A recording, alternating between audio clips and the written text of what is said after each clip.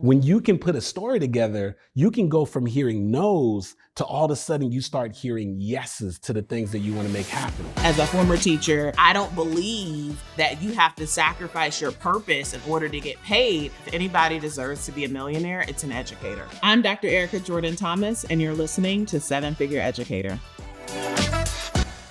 Hello, family. Welcome back to another episode of the Seven Figure Educator podcast. I have here with me today my dear friend, Andy Henriquez. We are going to be talking all about stories because Andy is the master storyteller. He is CEO and founder of the Master Storyteller Academy. And so during this episode, we're going to take something that seems simple on the surface, a story, and unpack actually the pivotal role it plays in your business. So let's go ahead and jump in. All right. So Andy, first off, thank you for making time to fly all the way up from the Sunshine State. You're welcome. You know, my girl, when my girl hit me up, you already knew what the answer was. I was just like, we're going to make it happen. I'm super excited for us to have this conversation. And I wanted to invite you to the podcast because your zone of genius is storytelling. Yes. And I think so many people underestimate the power of storytelling that I wanted to create this platform to really just get under the hood and talk about it. So first off, let's just talk a little bit about your journey. And so give us kind of like a movie trailer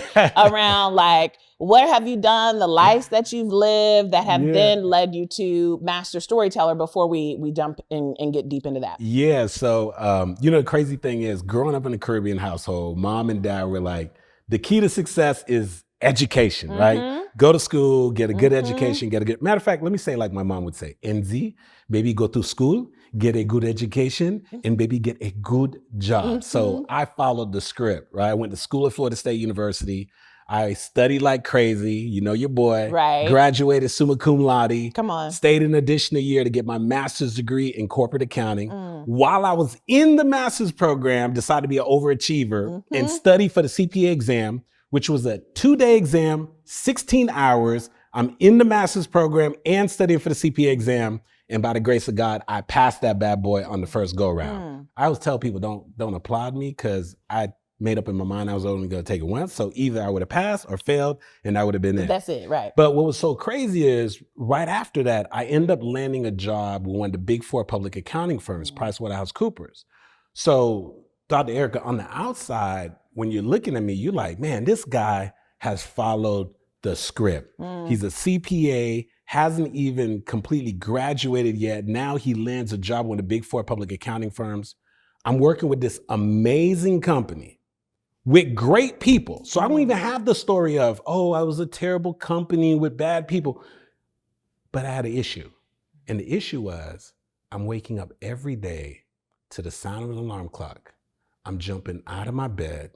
I'm fighting traffic to get to a place in which I knew that something inside was saying, Andy, there has got to be more than this.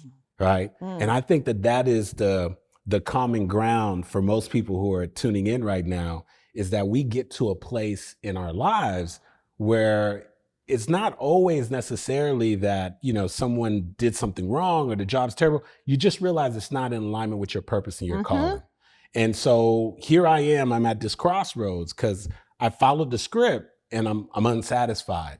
And so for about 1.5 years, I contemplated taking a chance on myself. For 1.5 years, I thought about becoming a speaker, an entrepreneur, and a coach. And what I did for 1.5 years, Dr. Erica, is I talked myself into it and then I talked myself out of it, right? And so I got to say this, because I know there's some people tuning in right now, some educators that are tuning in right now, and you've been thinking about going after your goals. You've been thinking about going after your dreams. You've been thinking about being a part of this amazing woman's community. And you've talked yourself into it and you talked yourself out. And I did that for about 1.5 years. And for me, December of 2004 was what I like to call my defining moment, because that's when I finally built the courage and I turned in my letter of resignation to Tammy Klein, the head of HR. And that's when the journey began. Now, I wish I could say it was easy. I got punched in the face a couple of times, but I have never looked back. This December is going to make 20 years. Oh, wow. 20 years since I left my corporate job. And now I get to walk and operate in my purpose, which is really number one, being able to encourage people through stories. But the other thing is helping entrepreneurs, speakers, coaches to be able to put together their story so that they can make more meaningful connections with the people that they want to do business with or the people that they're looking to attract, right? So I think when I share my story, I think for a lot of people, what they find is a common intersection. And especially you and I have had this conversation. You don't always have to have a down and out story to have a story. I wasn't addicted on drugs. I wasn't a paraplegic. I didn't have these. You were summa cum laude. Yeah, summa cum laude, right? CPA. So people always think like to have a story. And if you have one of those type of stories, more power to you, like milk those stories, right? But I never want people to feel exempt like I don't have a story. Because at the end of the day, the real reason why we even share our stories is so that we can create common ground with the people that we want to connect, the people that we want to enroll, and the people that we want to influence. But if we hide from our stories and we don't share our stories, then we forfeit the opportunity to be able to build that connection. So that's the part that we need to understand, and so many of the educators need to understand. And the other thing I've come to realize is nothing is wasted, right? Because like I get the privilege of being in community with you and having you as a friend, and I love your brilliance. But what I love is as I see you and the way that you're supporting so many educators to be able to go ahead and up-level their game and take the things that they have, what I've noticed with you is nothing is wasted. So we'll be in one season in our lives, and then we think that when we're making the transition, that we're shutting the doors to all the previous experiences, but nothing is wasted. So all the things that Dr. Erica had as an educator, as a principal, as a Harvard graduate, all those things show up as Dr. Erica, the one that's empowering people to build a 7-figure business. You know what I mean? So that's the thing I think that a lot of us have to realize. Stop running from your story. And what I like to say is you don't want to be sitting in your story. When we say sitting in your story, I'm talking about where you are somewhat of a victim or you're hiding from it. And the visual that I like to give is sort of like you're like this. You ever see the image of someone stuck in a jar? They're like this. But rather, you want to be in your Superman, Superwoman pose and standing on your story, meaning you're using your story as a platform so that you can increase your visibility, so you can attract more of the people you want to do business with, so that you have a instantly connect with people and be able to enroll them into your products and your services. I know you're listening to this episode, and if you felt like you found your community, well, I want you to take the next step to join our community on Facebook. I have a free Facebook group, other Black education consultants just like you, and we're talking about proposals, we're talking about the next opportunity. People are collaborating and finding contracts together. It's an amazing, beautiful space that we've been able to curate, and I want to invite you to join. So go ahead and click the link in the show notes to be able to request to join my Facebook group, and I look forward to engaging with you there. So good. I'm curious, I want to sit here for a second because, I mean, even if we think about the idea of a story, it's something so simple, but like the impact is so profound. And so what was the moment when you realized like, oh, stories have power? Yes. So here's a crazy thing. I realized that moment way before I would ever become master storyteller, founder of the $1 Million Storyteller Mastermind. So here's a crazy thing. As a 16-year-old boy, I got one thing on my mind, and that is to be able to get my first car, right? So every time, South Florida is where I grew up, we got this grocery store chain called Publix Supermarket. As a kid, when you walked in, right at the front of the supermarket, there was these Auto Trader magazines, and I'd be flipping through the magazines and begging my mom to buy me a car. And she didn't have the money, okay? But one day I come home from school, and my mom's like, NZ, sit down, baby, I want to talk to you. I'm like, well, what happened? She said, baby, today I got the paper from the bank, and I have a loan for $5,000. You're doing so good in school. This weekend, we're going to buy you the car. I said, what? She said, we buying you the car. So we go out that weekend, and I come back, Dr. Erica, with a Ford Bronco 2 Eddie Bauer edition, right? That Eddie Bauer Eddie edition. Bauer, girl, that thing had 80,000 miles, but hey, I ain't had to tell nobody that part, right? So exactly. So I'm calling up my friends on the house phone. I'm like, yo, meet me at school on Monday by the bus stop, baby. Yeah, I got something y'all need to see, right? And so that Monday morning when I wake up, I'm looking for my car keys. I'm like, where are my car keys? And I'm like, I know I left my car keys. I was like, oh, my mom must have picked up my keys. So I go and I knock on her door and I'm like, hey, Mom, did you pick up my car keys? And she said, oh, Enzi, mommy only have so much money until you can get a job and you can pay for the insurance, baby. The car's gonna sit right there, baby. I was like, no, Mom. No, you don't understand. Today, I must drive this car to school. Then we can figure out the insurance thing. She said, Enzi, until you get a job and you can pay for the insurance, and when a Caribbean mom starts doing this, it's finite.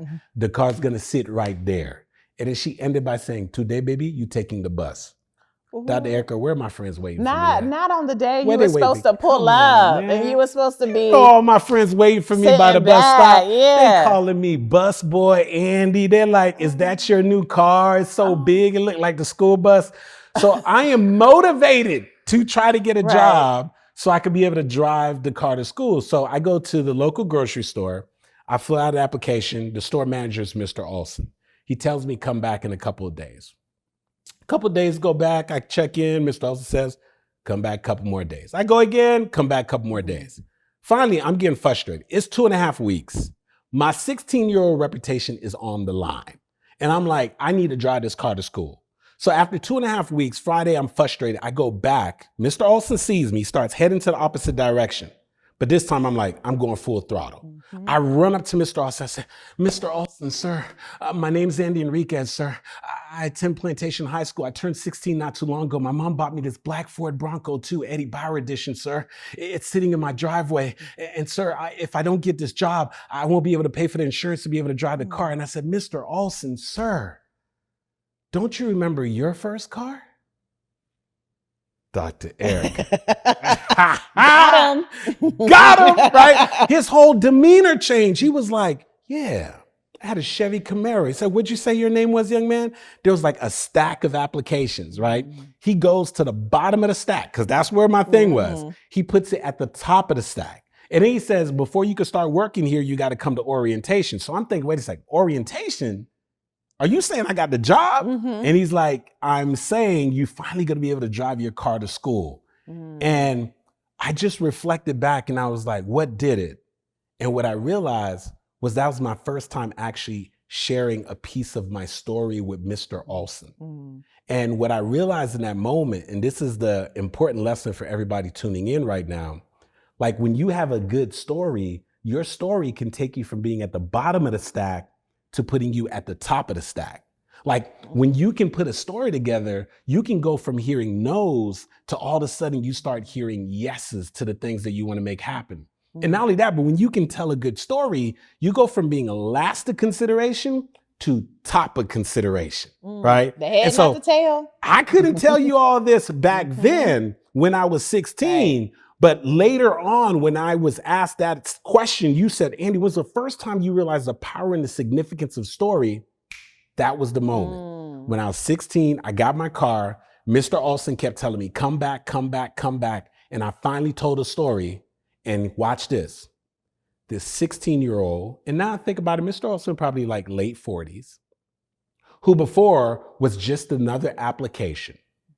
And if I was just talking about the things on the application, that's just facts, right? Just facts and details. But what separated me was when I added and connected a story to my application. Here's a lesson for the entrepreneurs. People don't buy your products and services. They buy the story attached to your products and your services. People don't even buy you. They buy into your story first. And then they're going to look to see if there's anything about your story that opens a door to their story, and they will seek the opportunity to connect. But when we don't connect, what happens is we forfeit the opportunity to be able to influence, and we also forfeit the opportunity to convert because you got to connect before you sell. Connection always precedes conversion. And so people are missing out on opportunities to influence, to convert, because they failed to connect on the front end. And that is one of the things that's hurting so many people. And truth be told, most people who think they're telling a story they ain't telling no story. If you are a Black entrepreneur and you are looking for a playground to be able to grow your business and receive a roadmap for building a 7-figure education consulting business, I want to personally invite you to my upcoming 5-day business school. You're going to have the opportunity to spend 5 days with me, and I'm going to break down my blueprint for helping you grow a 7-figure education consulting business. I'm going to teach you my 7-figure sales process. I'm going to teach you how to develop your offers. We'll talk about pricing. And my goal by the end of the 5 days is that you make money, which means I'm gonna help you identify people in your network that you can begin pitching by the end of our 5 days. So there's no excuse, because guess what? It's completely free. I want you to go ahead, head to the link in the show notes to sign up and join me at my next B-School. I'll see you there.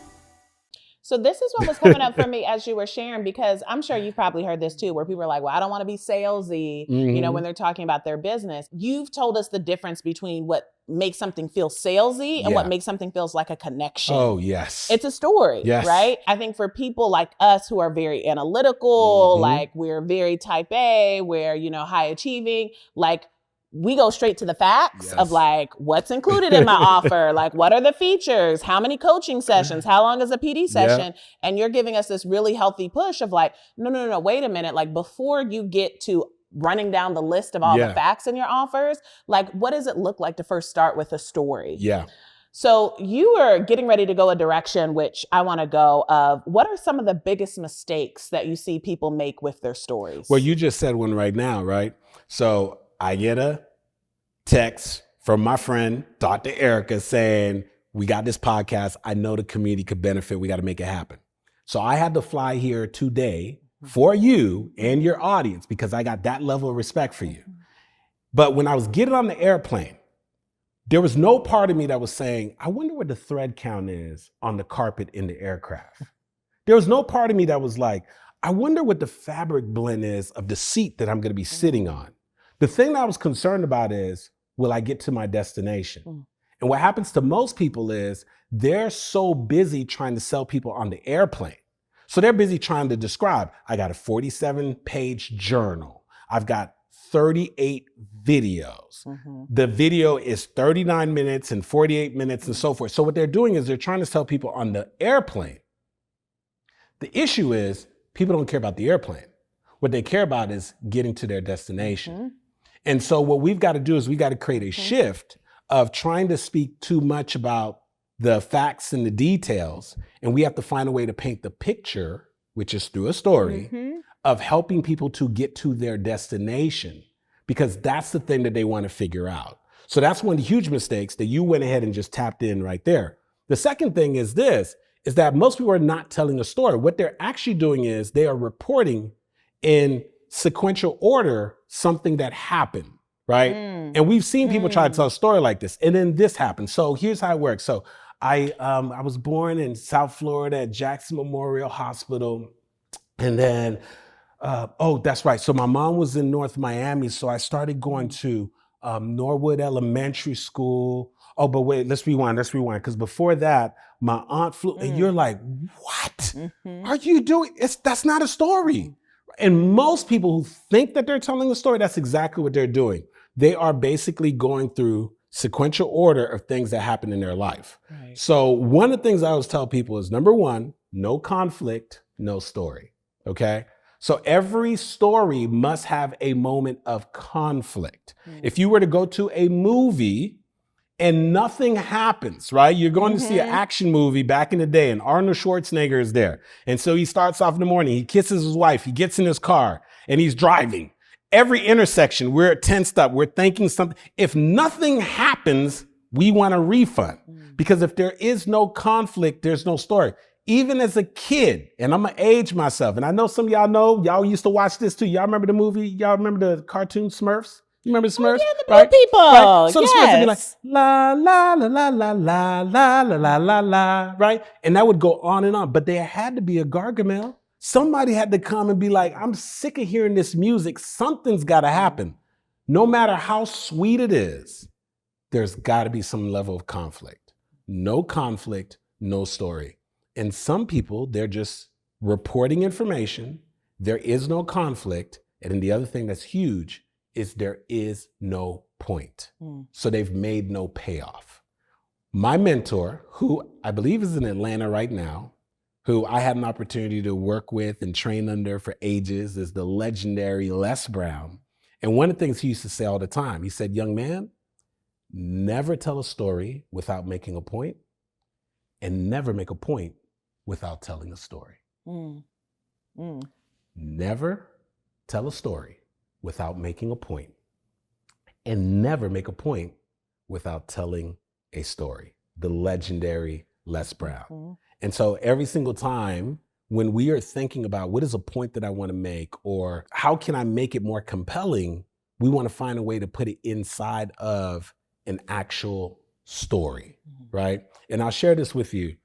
Growing up as a kid in a Caribbean household, when I came down with a fever or sick, my mom would go in the backyard, sometimes with my grandma, and they'd come back in, Dr. Erica, with like a bush, okay?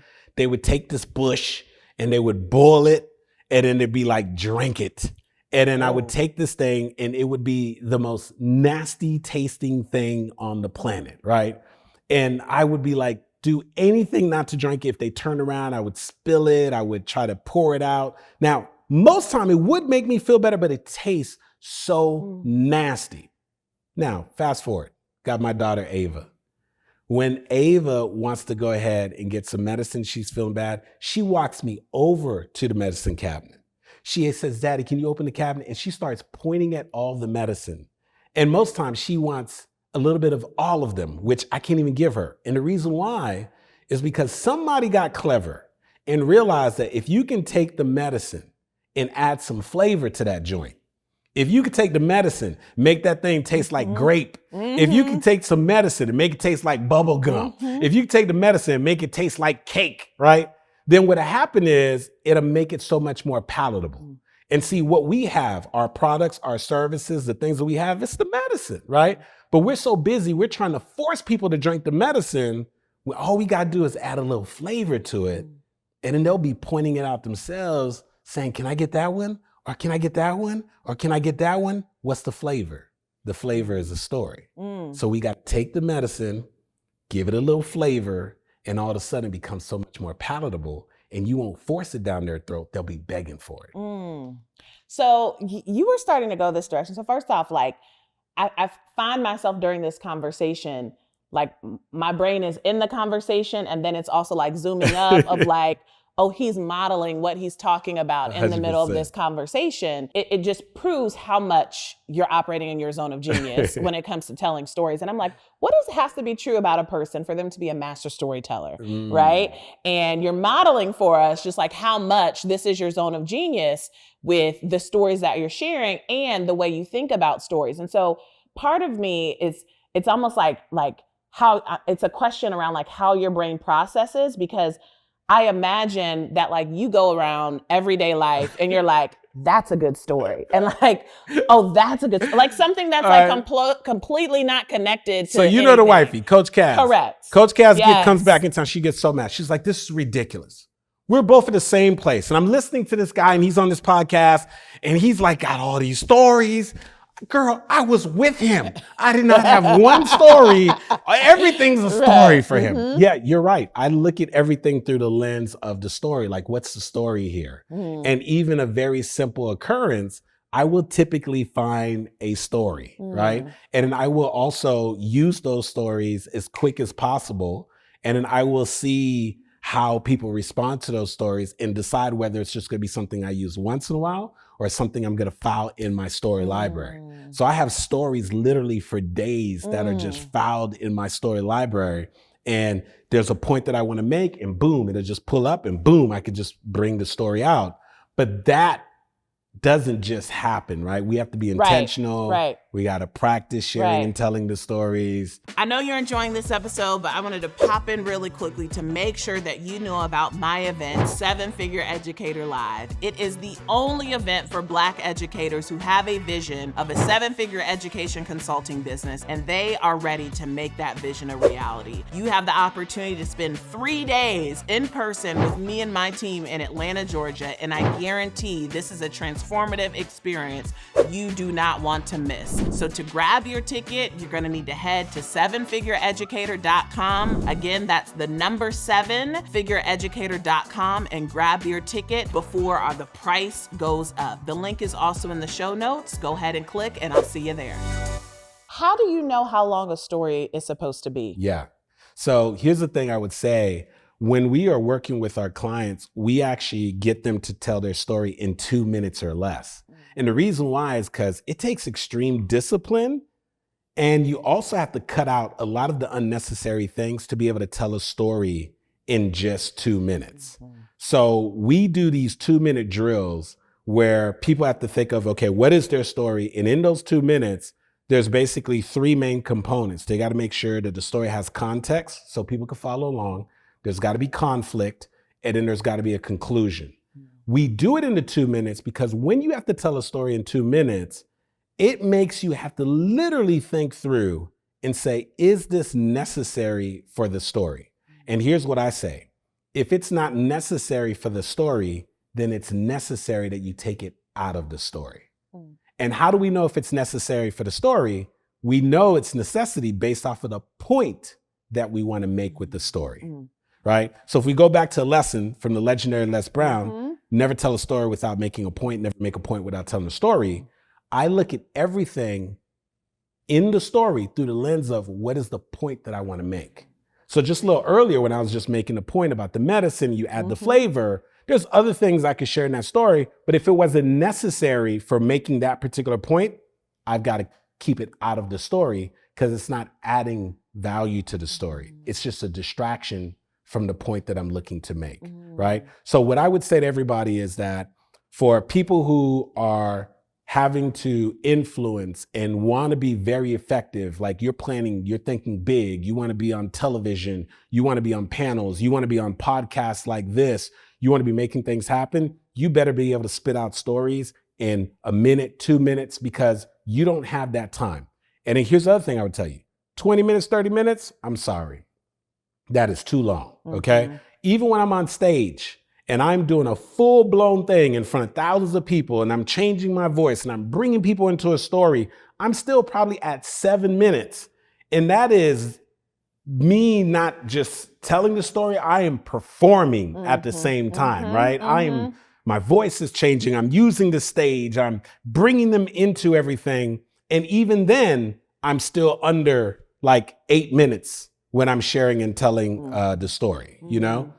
So I would say anywhere between 2 minutes to 8 minutes. 8 minutes is long form. 2 minutes is to exercise the muscle of being effective at being able to tell stories that grab people's attention, connects with them, and then leave them wanting more. What do you think practice of a story should look like? Because you just said something that I think is interesting, is that there's layers to the execution of a story. So where my mind went was 2 kind of like prior experiences that were activated. And what you were saying is there's a strategy that ELA teachers use in their classroom called close reading, where if you have any type of passage and you engage in a close reading, the first thing you're doing is you're just doing one clean read. Like we're not annotating, we're not thinking about any type of specific question.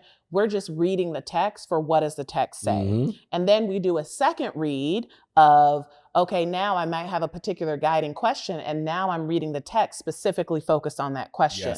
So now there's this layer in what does it say? What is the actual like content now that I'm looking for and answering the question? So it makes me think about from practicing of a story standpoint, because you just said the word performance. And as someone who's like also here, like taking notes on the side, as you've been like modeling stories for us, I'm like, what makes this so genius is like the way you tell a story, not just in the words, but in the inflection of tone and even like the visuals that you create. And so what should practice of the story actually so look what's like? so crazy is that's why I love the way your brain thinks, right? Because mastery happens in layers. And this same principle you applied with, you're saying, hey, with teachers doing a read through, the same principle is applied in actors when they are first given a script, right? Is before you try to act it out, you're just supposed to do a cold read. Same principles applied for people who are high performers who do 2-minute drills. So in sports, they do 2-minute drills. Firefighters do these quick drills. The drills are typically in a condensed amount of time. And the reason why they're in a condensed amount of time is because so that they could get you to execute in a short amount of time, which requires a certain level of intentionality and requires a certain level of practice and intention. So I love to start off first with 2-minute practice. The 2-minute practice drill, first, you have the ability to do it on your own. But you know what I love about stories? This is the curveball about stories. You can practice them all the time and people don't even know. I practice stories all day long. On who? People. That's who I do. My wife is the only one that's caught on by now. She's like, oh, you're doing the thing, aren't you? You're doing it. I know what you just did. I see what you did. No, that was too much. That was too much, right? Because what she says, she's just like, he put a little too much spice on that to just be talking to his wife. He is testing this thing out, right? And then I'll watch and he's like, he's paying too much attention to my response. So one of the things that I'm constantly doing is I'm testing stories and I'm watching how did people respond to the story. What resonated? Where in the story did they go, Or what did I share that they sort of said, oh my gosh, I remember when you said this, right? And I'm cataloging it. What got the best response? What do I need to test out again? And so the mastery comes from not telling the story one time, but it is doing it over and over and over again. And one of the things I always tell my clients is this. I said, would you be okay with telling a story over and over and over again if you are also getting paid over and over and over and over again? So most of these stories, once we craft them, we get to use them over and over again. And unlike other things, there's fads, they come and go. Like you craft a couple of great stories and you'll be using those stories forever. And you know when I discovered it? When I was training with the greats and I would watch some of my favorite speakers on the stage and I would see them in one state and then see them in another state, or I invite anybody to go watch some of your favorite people on YouTube and you'll be like, oh, they're telling the same stories. And here's something that Ed Milet said that I thought was powerful. He was talking about influence.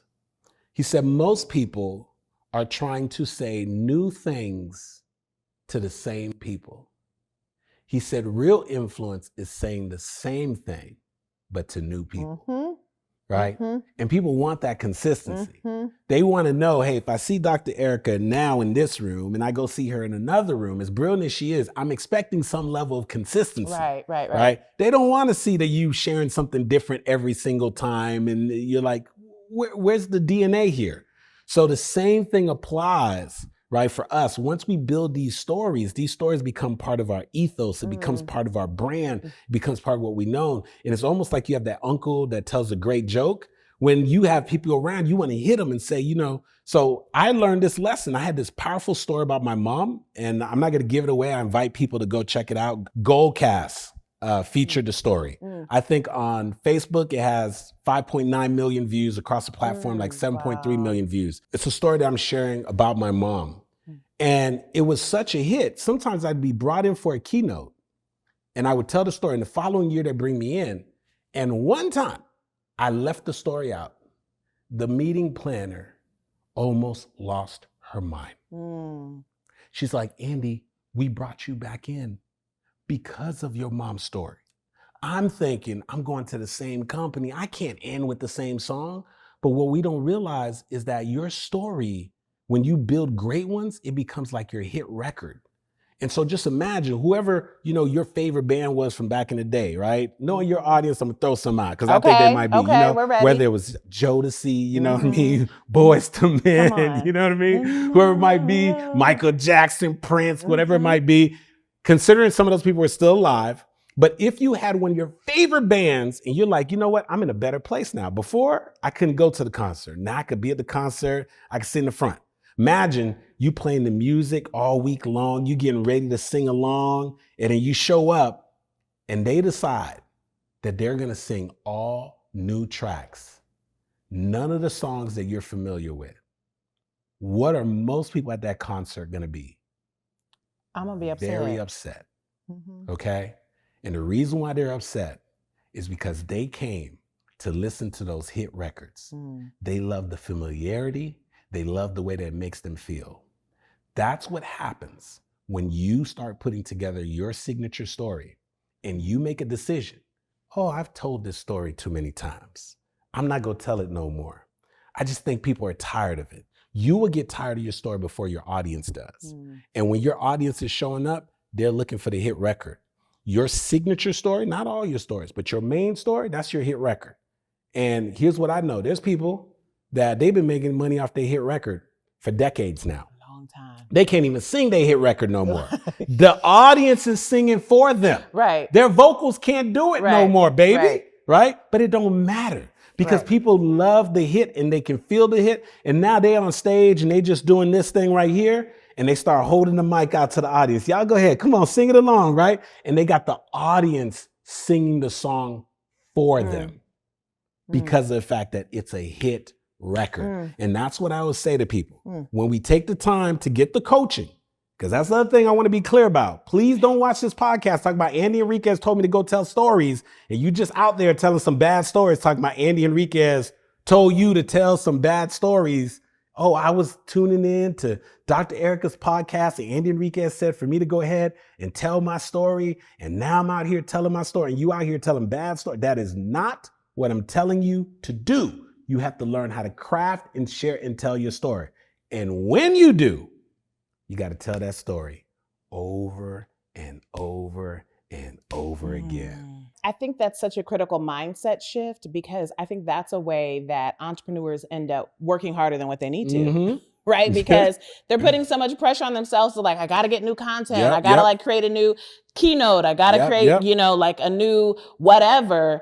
And I think the unintended consequence of that is you can't collect data. Right? Because you can't compare apples to apples because you consistently kept changing your story. And the point that you named, which I thought was fascinating, it's like every time you're telling a story, you're collecting in the moment real-time data around what were the responses of the audience for me to be able to know that, oh, that's a key point in the story that I got to keep rinsing and repeating. And it's like, if you don't tell the same story, like... Like you're not going to know that. You're not going to be able to get that level of clarity and data. And staying in alignment with our analogy, that's why they never have a hit record. Because how you going to have a hit record if you keep laying down new tracks? Right. You always trying to drop a new track. And then so you never give a track an opportunity to marinate, to develop. Right. So the track never develops. The story never develops because they only told it once. How I told my mother's story the first time I told it, to the way that it was told in the video that they'll see where I'm delivering it through Goldcast that got all those views. It's the same story, but it ain't the same story. Okay. That was developed from telling that story over and over again. In the words of my mentor, I was listening to the listening of the audience. Listen to that. That's sounds like a play on words, but I listened to the listening of the audience, right? So even as we are talking right now, and we're having a podcast, I would even pick up cues with even the crew that is present. If I hear a chuckle, if I hear a shift, I'm like, yeah, okay. Yeah. I'm listening to how are anyone within hearing distance receiving this, and it's being bookmarked. It's being bookmarked. That's good. It's bookmarked. Ooh, that was a little flat. Ooh, I got to adjust that. Ooh, was that a laugh? I wasn't even trying to be funny there. Oh, I need to use that one again and lean in because I got a laugh out of that one. Right. We got to always be listening because we're always getting the cues, and that is how we develop the story and get better and better. I imagine, and we were talking about practice, but I just think about how much practice is required so that way when you're telling your story, you're that present to be able to actually hear. Like some people are like so wrapped up in the story 100%. that they're not like, they've almost like tuned out and blacked out 100%. like what's happening 100%. that they can't even be present enough to actually hear like, oh, the inflection of the audience as you're telling the story. Yeah, it'd be like taking anybody out of their genius zone, right? So we both have our genius zone. We know our zone of genius. But if right now we got taken in the room saying, look, you got to do this. We got an audience of a couple thousand people. We're going to have you guys actually deliver a presentation on something that is not in your zone of genius. And we're pretty studious. We probably still get up there and try to do something. But the reality of it is we wouldn't be fully present because we'd be so focused on what we have to say that we couldn't be present with the audience. Right. And that is why also you got to decide who you're going to be and be that person and operate in your zone of genius. I was at an event and we're getting ready to speak, and the speakers were having hallway conversations. So I'm here having a conversation with somebody, and my buddy is having a conversation with somebody else over there. And he said something in the middle of his conversation that made me stop in my conversation. He said, he was talking to the person and he just dropped the line. He said, "You cannot consistently be who you are not." And I was like, what did he just say? I was like, wait, whoa. I was like, what'd you just say?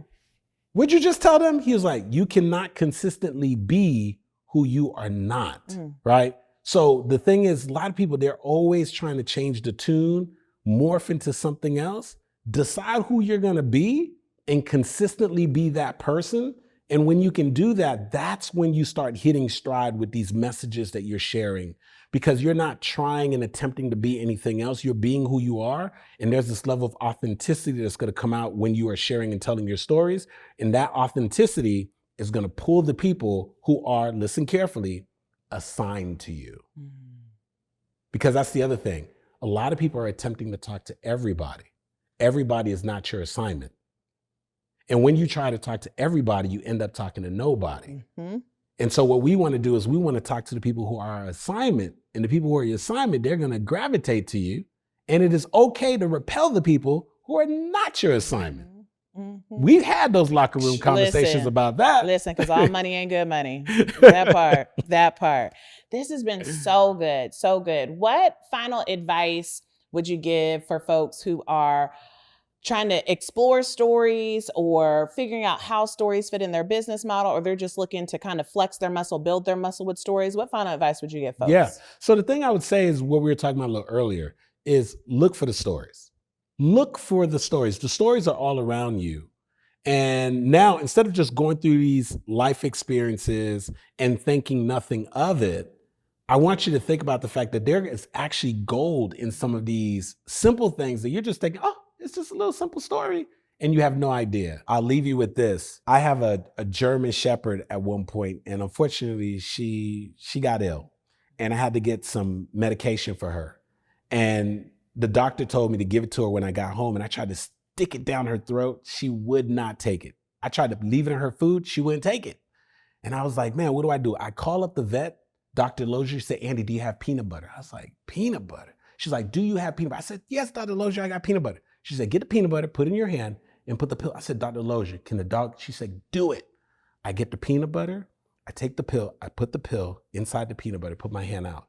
The dog eats all of the peanut butter, and she eats the pill.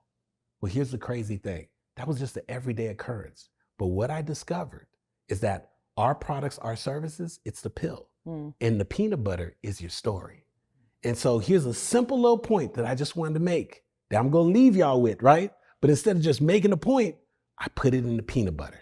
And that's what I would say to everybody. Find a way to find the stories and use the stories to make powerful points. So good. So good. Andy, thank you so much for joining me here on the Seven Figure Educator podcast. I know y'all got gems, okay? Andy was over here snatching air, which means like he was given really good, solid points that you all can be able to then apply to your business. And so if you found this episode to be really helpful, I just want you to share it with a friend, right? Because sharing is caring. And this is really great content that could be impacting the businesses of other folks. And while you're at it, go ahead and hit the subscribe button so that way you know when the next episode drops. Thank you for joining me here on the Seven Figure Educator podcast, and we'll see you on the next one.